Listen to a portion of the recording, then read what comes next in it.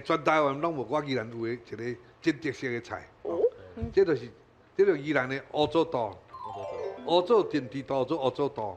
但是到尾啊，阮受到咱读册读较好了后，妈妈甲你教，妈妈会大不倒嘛。啊，所以说返璞归真。返璞归真的意思就是讲，这个小姐互带去，伊想妈妈的时候就去做这个菜，就是乌棗豆。啊，这乌棗豆内底有乌棗、猪肚、排骨，哦，啊个好吧，好吧就连筋吧，连筋吧。连筋吧。哦，福气的福的。阮遐拢有做好吧，啊个宜兰出产啥？宜兰出产红肉粥，对无吼？啊，所以伊综合啊个是冰糖，个上条内底个有咸盐，啊你食起了就变半咸甜啊。哦，啊了，因为这个宜兰迄边哦，喜庆宴客一定要用。